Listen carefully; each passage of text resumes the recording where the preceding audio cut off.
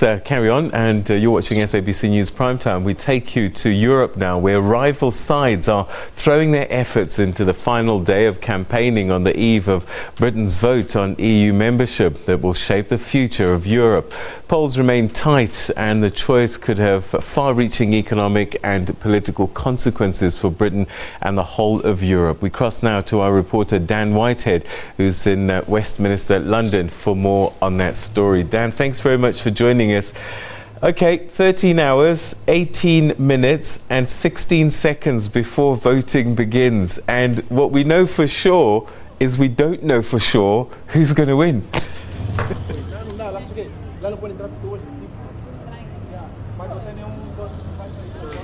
We absolutely don't. You mentioned the polls there, and they do remain neck and neck. The latest polling we've seen puts the Leave campaign on 44%, the Remain on 45%, and that includes a margin of error, so it really is too close to call. The crucial people in this referendum are the undecideds, the 11% or so, who simply haven't made up their mind yet. They're not sure how they're going to go into the polls.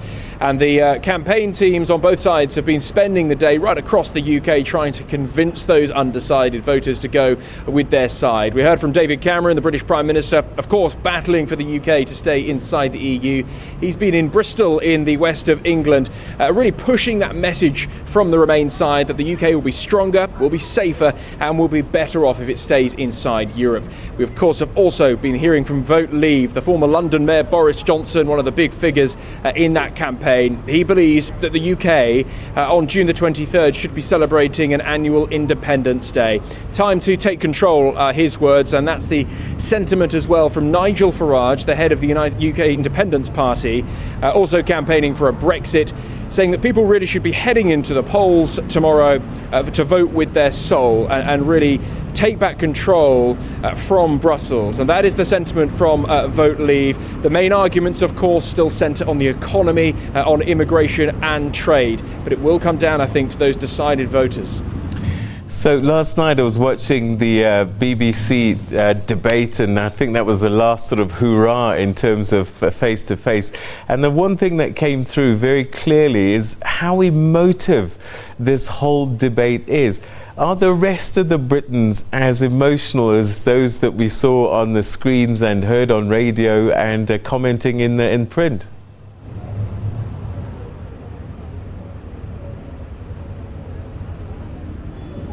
Yes, I think emotions are running high, and you're right, that debate on the BBC last night was certainly emotive. We had 10,000 people inside the arena there, evenly split on both sides, and you can tell from the panellists as well. Boris Johnson, of course, the former London Mayor, and Sadiq Khan, the London Mayor, really were battling it out, and they equally believe that they are right, that the UK will be better in or will be better off outside. In terms of people on the street here, look, there is a slight bit of apathy. They've been going through months and months of this campaigning, and what is making it slightly more difficult, in fact very difficult for voters, is the fact that this decision is incredibly difficult because it's an unknown. No European country has ever left the EU, so no one's exactly sure how this is going to pan out. What exactly will a Brexit mean? Will we see big crashes on the stock market, or will we see the economy thrive instantly? There's no 100% certain answer, so it is a difficult decision for the British voters, and I think that's why we've seen such a high percentage of undecided people.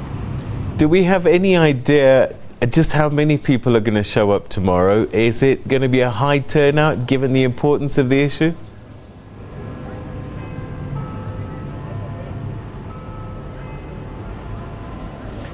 Well, I think both sides will be hoping for a high turnout. There are around 44 million eligible voters here in the UK who are eligible, as I say, to cast their votes. Speaking to some analysts in the last week, they expect turnout to be between 65%. They'll be hoping, of course, that they'll see a much higher turnout that we saw, for instance, at the Scottish referendum, which was up in the 80%. That's what, of course, both sides will be wanting, because every vote will simply count on this. That will remain to be seen once the polls close at 10 o'clock in the evening tomorrow, 11 o'clock South Africa time, and the count starts, and we can see exactly how many people have come out to have. Hello, Dan, are you still there? All right. Okay. Dan, we're going to have to wrap it up, but I just sense a sense of irony here that this is all happening right in the middle of Euro 2016, where these European countries come together in harmony on the field.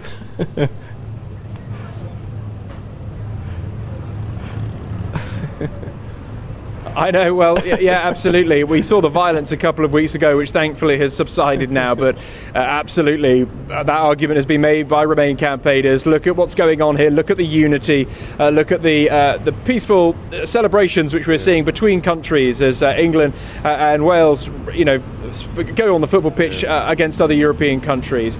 There is a bigger argument at stake, say Vote Leave, and this is about the future of the country and the powers and the sovereignty. All right, Dan, we'll leave it there. Thank you very much indeed. That's Dan Whitehead speaking to us from outside Westminster in London.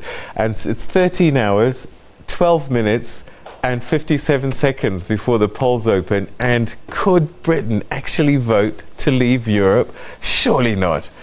But what we do know is that we have lots of football coming up in a short while. But before that, a brand new slot.